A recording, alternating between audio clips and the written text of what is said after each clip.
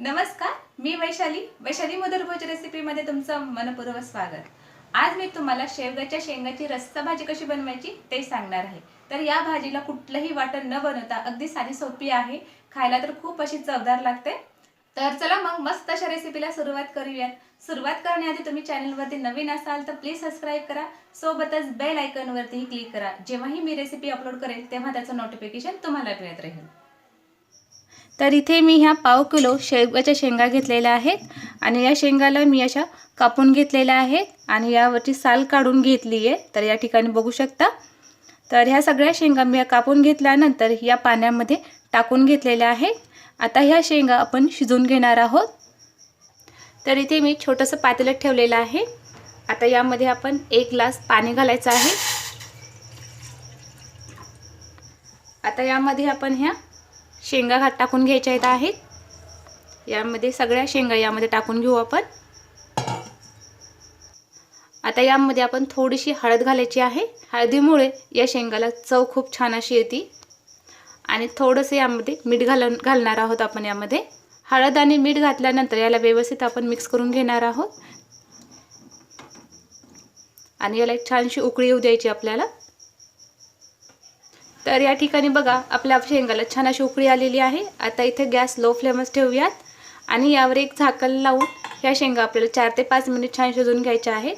पण ह्या शेंगा आपल्याला अऱ्याकच्या शिजवायच्या आहेत, खूप जास्तीच्या गळ्या शिजवायच्या नाही।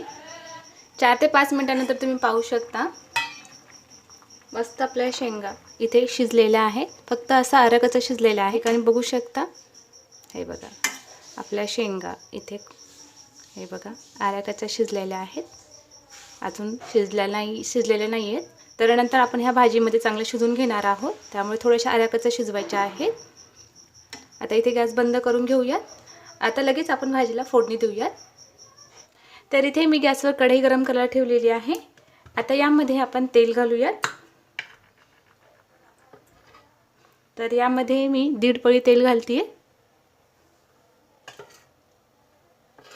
1 पळी आणि इथे मध्ये अर्धी पळी घेतलेली आहे, ते 1.5 पळी घालायचं आपल्याला। आता तेल चांगलं गरम झाले, यामध्ये मी थोडेसे जिरे घालतीये, त्याचबरोबर यामध्ये थोडीशी मोहरी घालायची आहे। आता जिरे मोहरी छान फुलल्यानंतर यामध्ये मी एक मीडियम साईजचा कांदा घेतलाय, तो असा बारीक चिरून घेतलाय, तो यामध्ये घालूया। आता हा कांदा देखील यामध्ये छान सोनेरी रंगावर चांगला परतून घ्यायचा आहे। तर या ठिकाणी बघा आपल्या कांद्याला छान सोनेरी रंग आलेला आहे। आता यामध्ये मी अर्धा चमचा आलं लसणाची पेस्ट घालतीये। आता ही आलं लसणाची पेस्ट या तेलामध्ये छान परतून घ्यायची आपल्याला। आता यामध्ये आपण मसाले घालूया। तर इथे मी हे अर्धा चमचा लाल तिखट घेतलेला आहे, अर्धा चमचा कांदा लसूण मसाला, पाऊण चमचा धने पावडर घालायचं आपल्याला, 1 चमचा काळा मसाला घालायचा आहे। आता हे मसाले आपल्याला व्यवस्थित यामध्ये चांगले मिक्स करून घ्यायचे आहेत। मसाले आपल्याला छान या तेलामध्ये चांगले परतून घेऊया। तर इथे गॅस लो फ्लेमच ठेवलेला आहे।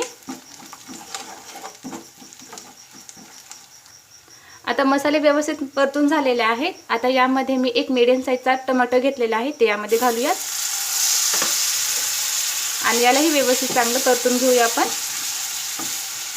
मसाले व्यवस्थित छान परतून झालेले आहे यामध्ये आणि टोमॅटो देखील छान सॉफ्ट झाले। तर या ठिकाणी बघू शकता मस्त असं तेल सुटलेलं आहे याला।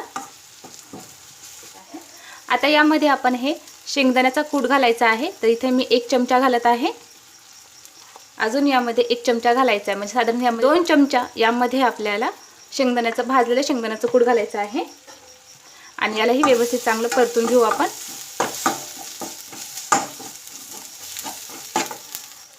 आता हे व्यवस्थित मिक्स करून झालेलं आहे। आता यामध्ये आपण ह्या शिजवलेल्या शेंगा यामध्ये घालायच्या आहेत, ते पाण्यासकट यामध्ये टाकून घ्यायच्यात आपल्याला आणि याला व्यवस्थित असं हलवून घ्यायचं आहे, म्हणजे या शेंगा यामध्ये व्यवस्थित चांगलं मिक्स करून घेऊ आपण।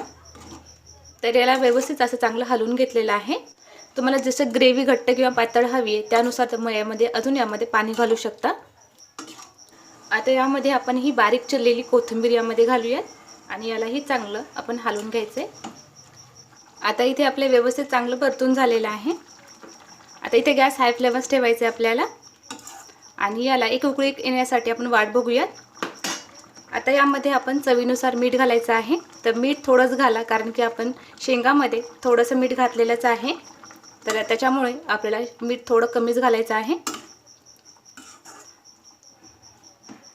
तर हळद वगैरे घालायची गरज नाही, कारण की आपण शेंगा शिजवत असतानाच आपण यामध्ये हळद घातलेली आहे, त्यामुळे मी फोडणीला हळद घातलेली नाही आहे।